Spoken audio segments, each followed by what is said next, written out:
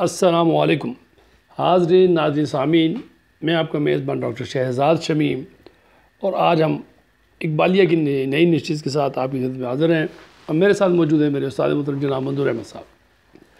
آج کا ٹاپک بہت ہی انوکھا اور بڑا دلچسپ قسم کا ہے کہ ایک اکیلا شخص پورے بر صغیر میں، کیا پورے مسلم امہ میں،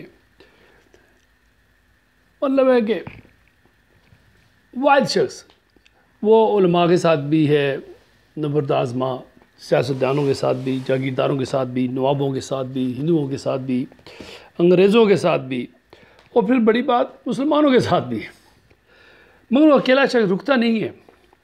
ہم دیکھتے ہیں کہ وہ فارسی میں 7 کتابیں لکھ دیتے ہیں، 4 کتابیں اردو میں لکھ دیتے ہیں، اپنا وہ کام نہیں چھوڑتے، لگے رہتے ہیں اکیلے تنہا۔ آخر وہ کون سی چیز تھی، وہ کون سا جنون تھا، آخر وہ کون سا حوصلہ اور ہمت، وہ کون سا جنون اور کون سی طاقت و توانائی تھی جس نے علامہ اقبال رحمۃ اللہ علیہ کو یہ حوصلہ دیا ہوا تھا، یہ ہمت دی ہوئی تھی کہ وہ جناب آخری عمر کے حصے تک 1897 سے لے کے 1938 تک اس پیغام کا پرچار کرتے رہے۔ وہ ہم میں دیکھنا چاہتے ہیں، علامہ اقبال ہم میں پیدا کرنا چاہتے ہیں۔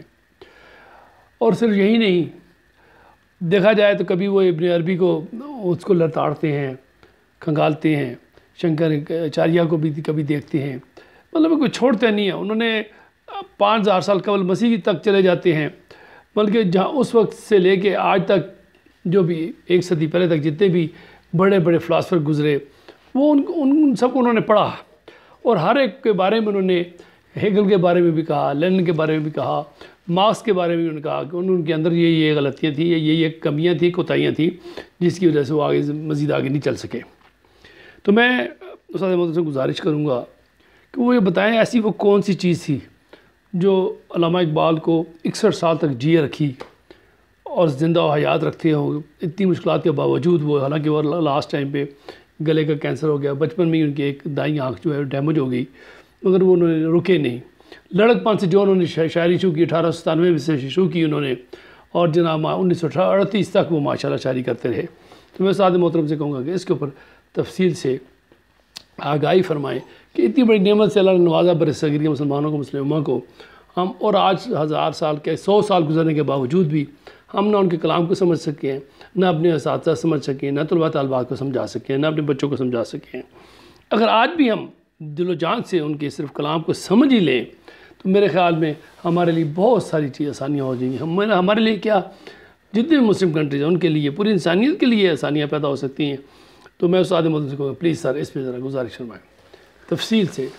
السلام علیکم ڈاکٹر صاحب میرے درویش۔ جی سر۔ بات یہ ہے کہ آج کا یہ جو موضوع یا عنوان آپ نے رکھا ہے نا، جی سر، میں سمجھتا ہوں کہ آج کی یہ جو نسل ہے نا، جو پڑھی لکھی نسل ہے، مطلب ہے کہ ایم فل کیا ہے، پی ایچ ڈی کیا ہے، خصوصی طور پر ہمارے یہ دانشور، اور اگر میں یہ کہوں کہ ہمارے مدارس سے فارغ التحصیل علماء، جی، تو یہ سب کے لیے میں کہتا ہوں کہ یہ جو آج آپ نے یہ جو عنوان چنا نا، یہ بہت ہی، جو میں کہتا ہوں کہ اور آج کی صدی کا، 21ویں صدی کا جی، یہ بڑا بنیادی سوال ہے۔ ٹھیک سر۔ تو یعنی میں اس کو ڈاکٹر صاحب اس طرح لوں گا کہ علامہ نے بانگ درا میں ایک جگہ وہ کہتے ہیں کہ نالا ہے بلبل شوریدہ تیرا خام ابھی، ابھی تک، یعنی وہ مثال دیتے ہیں جس طرح بلبل جو ہے وہ، یا پدی جو ہے وہ ٹہنی پر ٹہنی وہ ادھر ادھر پھدکتی ہے، تو کہتے ہیں اوے مسلمانوں، نالا ہے بلبل شوریدہ تیرا خام ابھی، اپنے سینے میں اسے اور ذرا تھام ابھی۔ کیا بات، کیا بات۔ کہتا ہے یہ جو قرآنی پیغام ہے،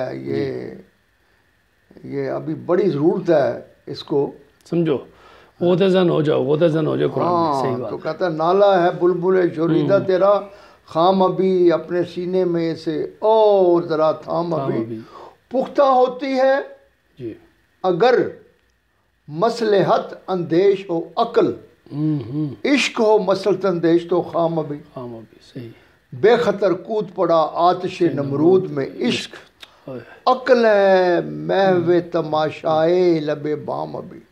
تو ڈاکٹر صاحب یہاں پر دیکھیں اقبال جیسا جو میں انہیں کہوں گا کہ درویش ہی کہوں گا، یعنی یہ اس کو عالم دین کہنا، اس کو فلسفی کہنا، اس کو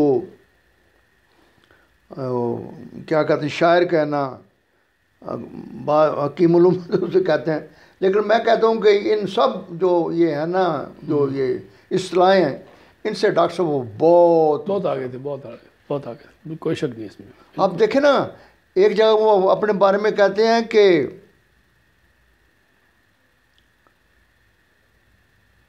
میں امین راز ہے مردان حر کی درویشی، صحیح امین بالکل راز ہے مردان حر کی درویشی کہ جبرائیل سے ہے اس کو نسبت خویشی، کہ وہ میرے یہ 20ویں صدی کی جو نسل ہے اسے وہ مخاطب ہیں، وہ کہتے ہیں اور تمہیں پتہ ہے کہ میں کس کی نمائندگی کر رہا ہوں، کس نقطہ نظر کی، جو کچھ میں کہہ رہا ہوں اسے لائٹ مت لو۔ صحیح کہتا ہے یہ جا کے یہ رشتہ دار ہے، ملتا جلتا ہے جا کے یہ جبرائیل سے، کہ جس طرح جبرائیل علیہ السلام بالکل من و ان میسج پہنچاتے ہیں، یہ مجھے بھی یہی چیز ہے، تو لہذا میرے کلام کو لائٹ نہ لو۔ اب اس کو وہ نام دیتے ہیں عشق کا۔ صحیح۔ اب ڈاکٹر صاحب میں یعنی اسی بنیاد پر یہ کہوں گا کہ اور آج کی جو یہ ہماری خصوصی طور پر یہ پڑھی اور جو جہان علم اب جہاں ہے، جی اقبال نے خطبات میں بہت زیادہ زور دیا ہے، جی سر، اور باقاعدہ یہ خطبات میں انہوں نے ابتدا میں یہ کہا ہے اپنے دبیچہ میں، جی سر، کہ جناب یہ میرے خطبات بھی کسی سٹیج پر جب جہان علم اتنا زیادہ آگے بڑھ جائے گا تو اس سے بھی بہتر جو ہے نا آپ کو تحریریں ملیں گی۔ تو ایک جو قاری ہے یا جو وہ جو ڈھونڈنے والا ہے، تلاش کرنے والا ہے، اقبال کا نقطہ نظر کہ اس پر زور رکھو۔ اب اسی بات کو رکھتے ہوئے دیکھو نا ڈاکٹر صاحب یہ عشق ہی ہے نا کہ اقبال یعنی 3028 قبل مسیح جی یہ اپنا شری کرشن جو ہے نا، اب ہم افلاطون کی یا ارسطاٹل کی یا سقراط کی بات کرتے ہیں، یہ 500 قبل مسیح ہیں۔ شری کرشن جو ہے نا وہ یعنی 3028 قبل مسیح سے پہلے جو یعنی تو ان کے بارے میں اقبال کہتے ہیں کہ انہوں نے، اب یہ دیکھو نا اقبال کے علاوہ اور لوگوں نے کیوں نہیں یہ بات کی؟ بالکل میرا سوال ہے صحیح باقاعدہ دانشوروں سے جی کہ یہ اقبال کی یہ عشق ہے کہ وہ جناب نا آپ کو کہتا ہے کہ ہندو حکمہ نے قوت عمل کی حقیقت پر دقیق بحث کی ہے جی، اور بالآخر اس نتیجے پر پہنچے ہیں کہ جی انا کی حیات کا یہ مشہود تسلسل جو تمام علام اور مصائب کی جڑ ہے، جی عمل سے متعین ہوتا ہے۔ ڈاکٹر صاحب یہ وہ بنیادی نقطہ ہے جو اقبال نے عشق کے حوالے سے کہا ہے۔ صحیح اور پھر یہ عشق کی بات ہے کہ اقبال علیہ رحمہ فرماتے ہیں کہ یعنی کہتا ہے کہ یہ بڑی عجیب و غریب قسم کی، وہ کہتا ہے کہ یہ مجھے بڑی عجیب بات لگتی ہے کہ انا کی تحقیق میں، انا کی تحقیق و تدقیق میں مسلمان ذہنی طور پر مسلمان اور ہندو جی ہاں ان میں مماثلت پائی جاتی ہے۔ وہ کیا ہے کہ کہتا ہے کہ شنکراچاریہ نے جس نقطہ نظر سے گیتا کی تفسیر کی، جی سر، اسی نقطہ نظر سے محی الدین ابن عربی جی ہاں، جو کہ 13ویں صدی میں آتے ہیں، انہوں نے قرآن کی تفسیر کی، اور کہتا ہے کہ اس وجہ سے کہ مسلم ایٹ دیٹ ٹائم 13ویں صدی میں یعنی مسلمانوں کے دل و دماغ پر بہت گہرا اثر ہوا یہ شیخ اکبر کا علم و فضل اور ان کی زبردست جو شخصیت تھی، اور وہ وحدت الوجود کے انتھک مفسر تھے. بالکل بالکل. ٹھیک ہے. اب ان کے جو ایٹ دیٹ ٹائم 13ویں صدی میں جو فخر الدین عراقی اور یہ ان کے ہم اثر جو تھے، انہوں نے اس چیز کو بہت زیادہ اثر لیا، اور اقبال کہتے ہیں کہ 14ویں اور 15ویں صدی میں تمام ایرانی شعراء جو ہے نا اس رنگ میں رنگے گئے. داغ بیل ڈالنے لے وہی تھے، یہ نہیں کہ ہاں. اب دیکھو نا یہ بات یہ عشق ہی ہے جو اقبال کو اس بات پر آمادہ کرتا ہے کہ وہ اب ان کے یہ جو نکات ہیں ڈاکٹر صاحب آپ حیران ہوں گے سن کے. میں آپ کے توسط سے پوری نوجوان نسل کو کہتا ہوں کہ نہ صرف ہندوستان میں پورے عالم اسلام میں تہلکہ مچ گیا تھا. کوئی یار یہ اقبال نے کیا بات کہہ دی. اب وہ تو اجمی اسلام کہتے تھے، ہمارے والے اسلام کہتے ہیں. میں تو فارسی بانوں نے اسلام دیا ہوا ہے، یہ ان کا اسلام. یہ کل کی بات ہے کہ یہ جو اپنے آیا ہے اپنا ایران سے، یہ اکبر کا والد ہمایوں جب آیا ہے تو اس کے ساتھ بے شمار جو ہے ایرانی دانشور آئے جی، اور انہوں نے آ کے یہاں ہندوستان میں، اور آپ دیکھیں نا وہ شاہ جہاں کا بیٹا وہ کیا کہتا ہے دارالشکوہ، وہ کہتا ہے کہ جناب یہ اپنشد اور یہ جو ہے نا قرآن جو ہے یہ ایک ہی درخت کے پھل ہیں.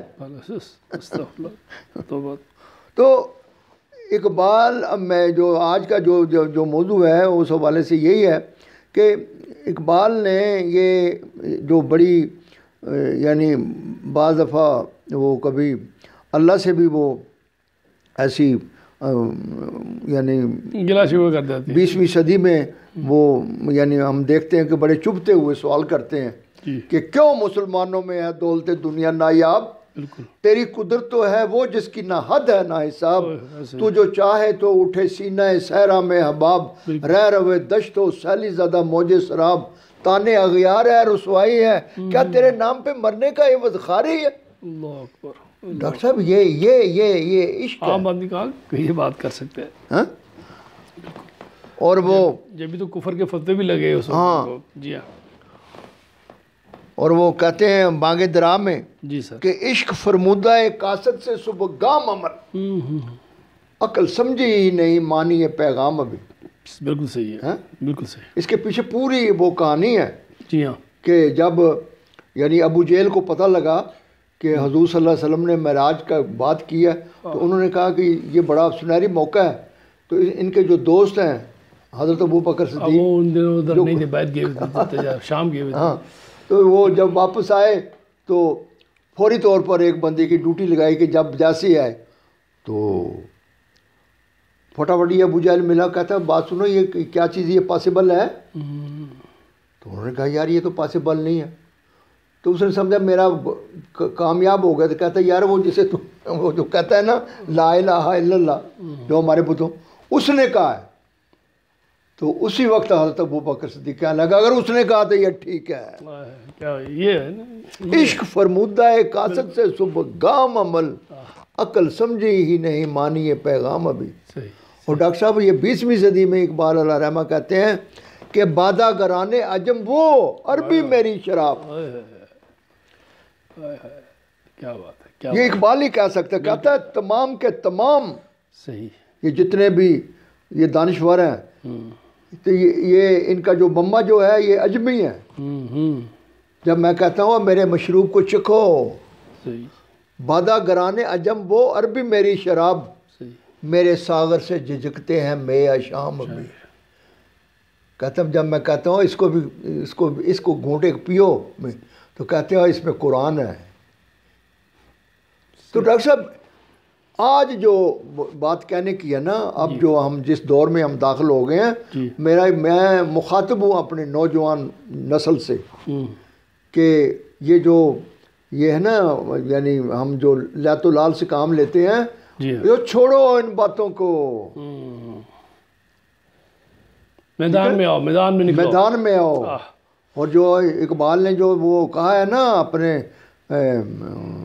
شکوے میں، آخر کا جو ان کا شعر ہے، کہ جس میں وہ، میں تو مثال دیتا ہوں بالکل اس طرح کہ جس طرح ایک 4-5 سال کا بچہ جو ہے نا، وہ اپنے ماں اور باپ کے لپٹ جاتا ہے قدموں میں کہ بابا ماما میں تجھے نہیں چھوڑوں گا۔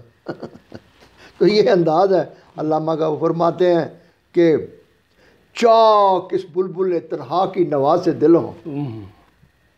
اللہ میاں، اگرچہ میں تنہا ہوں، ڈاکٹر صاحب بعض دفعہ آدمی، خدا کی قسم میرے دل پر تو اثر ہوتا ہے، اور 7 کروڑ لوگ ہیں مسلمان 20ویں صدی میں ہندوستان میں 1911 میں، اور وہ اللہ سے کہہ رہا ہے اللہ میاں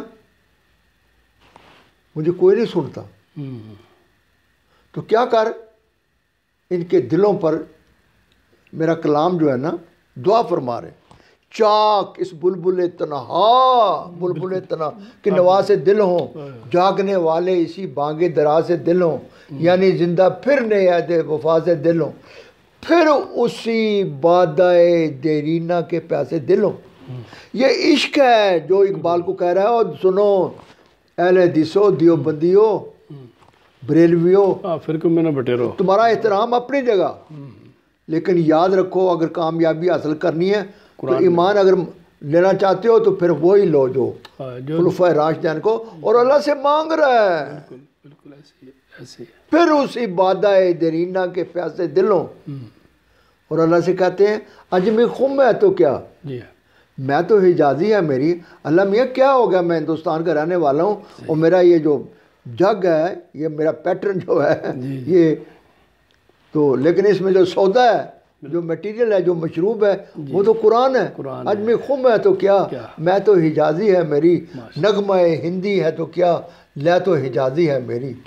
تو ڈاکٹر صاحب آج بھی جو ہے میں سمجھتا ہوں کہ اگر ہم چاہتے ہیں تو قوموں کا مقابلہ کرنا چاہتے ہیں، یورپ کا اور ان کے ایسے جو، بلکہ میں کہتا ہوں کہ ان کے جو عزائم ہیں ان کو ننگا کرنے کے لیے، ان کو سمجھنے کے لیے آپ کو وہ ضرورت ہے اس کی، اقبال کے حوالے سے بصیرت کی، اور خدا کے واسطے اقبال میں آپ کے حوالے سے کہوں گا نوجوان نسل کو، آپ آئیں اس طرح، اور اب وہ ٹائم نہیں رہا ڈاکٹر صاحب، میں آپ کو بتاؤں کہ میں کہتا ہوں زیادہ سے زیادہ 5 سال لگیں گے، اور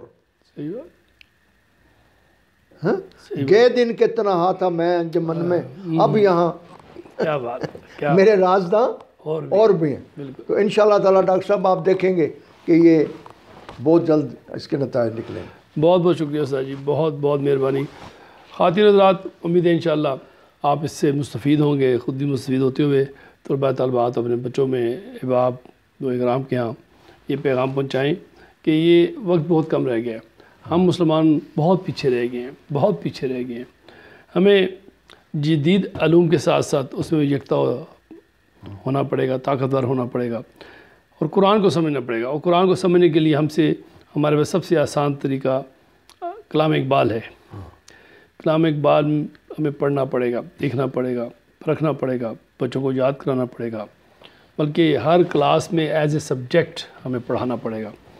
ارباب اختیار سے بھی گزارش ہے، کوشش کریں، مقتدر جو ادارے ہیں ان کو چاہیے، حکومت کو چاہیے کہ کلام اقبال کو ہر کلاس میں ایز اے سبجیکٹ پڑھایا جائے، جبھی تب جا کے ہمارے بچوں کو کچھ سمجھ آئے گی، سمجھ بوجھ آئے گی، اور وہ جناب جدید دنیا کے جو آج کل کے ہم عصر زمانہ ہے، آج کل کی دنیا جس تیزی سے ترقی کر رہی ہے، اور جناب مارس میں پلاٹنگ ہو رہی ہے، دنیا کہاں سے کہاں پہنچی ہے، ابھی کئی ایسی چیزیں جو ہم مسلمانوں تک ابھی تک پہنچی بھی نہیں ہیں، اور وہ جناب کہاں سے کہاں پہنچ چکے ہیں۔ ہمیں یکتا ہونا پڑے گا، ان علوم میں یکتا ہونا پڑے گا، سیکھنا پڑے گا، قرآن میں ہوتا ذہن ہونا پڑے گا، علامہ اقبال کو سمجھنا پڑے گا، پرکھنا پڑے گا، اور ان کے بتائے ہوئے اشعارے ہیں، نظریات ہیں، تعلیمات ہیں، کلام ہے، اس پہ عمل کرنا ہوگا۔ تو امید ہے کہ انشاءاللہ ہمارے بچے طلباء طالبات اور ہم لوگ آپس میں اس چیز کو آگے بڑھائیں گے، پڑھتے ہوئے اور عمل کرتے ہوئے۔ اجازت دیجیے، اللہ آپ کا اور ہم سب کا حامی و ناصر ہو۔ پاکستان زندہ باد۔